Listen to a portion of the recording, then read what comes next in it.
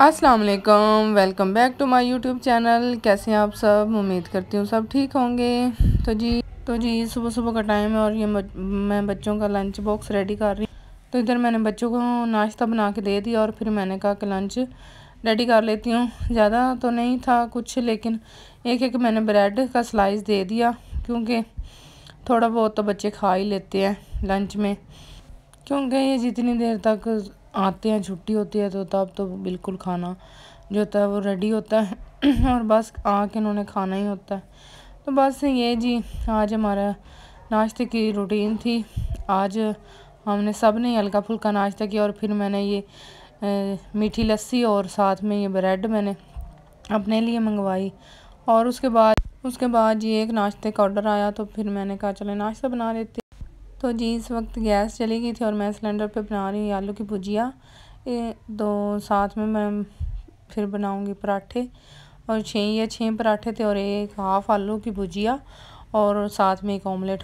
तो ये ना मतलब तो ये जो मैंने भुजिया बनाई थी इसमें ज़्यादा मैंने कुछ नहीं डाला, सिर्फ आलूओं को ऑयल में फ्राई किया और उसके बाद फिर मैंने सारे मसाले डाल दिए। ये देखें, ये मैं पैकिंग कर रही हूँ। और ये बस ऑमलेट जो है ना वो वैसे प्लेट में दे देते हैं, और पराठे जो हैं वो हम हॉट पॉट में ही देते हैं। और उसके बाद ये मैंने आलू की भुजिया इसमें डिब्बी में डाल दी और बस ये मेरे हस्बैंड फिर देने चले गए। तो जी फिर मैं सब्ज़ी बनाने लग गई, आलू गोभी और साथ में चिकन पुलाव हम बना रहे थे। तो ये देखें, ये चिकन पुलाव भी बन रहा है और साथ में टिक्कियाँ भी बनाई थी, सॉरी। तो ये टिक्कियाँ भी बस साथ में बन रही हैं और साथ में पुलाव। तो ये टिक्कियाँ बन गई थी और ये फिर आलू गोभी बना रही थी और इसमें बस मैंने चावल डाल दिए थे। बस अब इन्हें दम पे रखना था। उस दिन भी मैंने पुलाव की रेसिपी आपके साथ शेयर की थी, इसलिए मैं आज नहीं की। तो ये देखें जी, उसके बाद जी मैंने कहा आप लोगों को ना देसी घी निकालने का तरीका बताऊंगी। मेरी नानी और मेरी अम्मी मतलब कि जैसे निकालती थी ना देसी घी, वैसे निकाल के दिखाऊंगी। तो ये देखें, ये मैंने मक्खन निकाल लिया मलाई में से और अब मैंने इसे तवे पर रख दिया। और तवे के नीचे इतनी आंच रखनी है, इस उबाल नहीं पड़ने देना। अगर ये इसमें उबाल आ गया ना तो ये बस फिर आपको ना जलाना ही पड़ेगा। तो ये देखें, ये ना इसका बिल्कुल प्यारा सा पीला पीला कलर होगा, और ज़्यादा मतलब जो बनाते हैं ना तो वो रेड सा हो जाता है, वो जल जाता है, उसका कोई फ़ायदा नहीं होता। तो ये देखें, ये सारा जो मक्खन था वो पिघल गया। और मक्खन पिघलने के बाद अब मैं इसे ना नीचे उतार लूँगी और इसे ठंडा करके ना फिर इसे फ्रिज में रख दूँगी। और उसके बाद फिर मैं आपको दिखाऊँगी कि कैसे आपने इसमें से साफ़ शफाफ देसी घी निकालना। तो ये देखें, ये ठंडा हो गया। अब इसे मैं फ्रिज में रख दूँगी और फिर हम इसे बस ना घी जमने तक वेट करेंगे।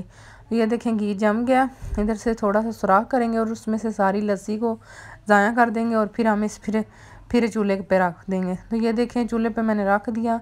इसे गर्म करके फिर हम ना किसी भी बोतल में डाल देंगे। तो ये आप सालों तक भी इस्तेमाल करेंगे ना तो ये कभी ख़राब नहीं होगा, और इसका भी ना टेस्ट जो ना वो बिल्कुल देसी घी वाला आएगा। तो मेरी अम्मी जो है, मेरी नानी, वो ऐसे ही निकालती थी।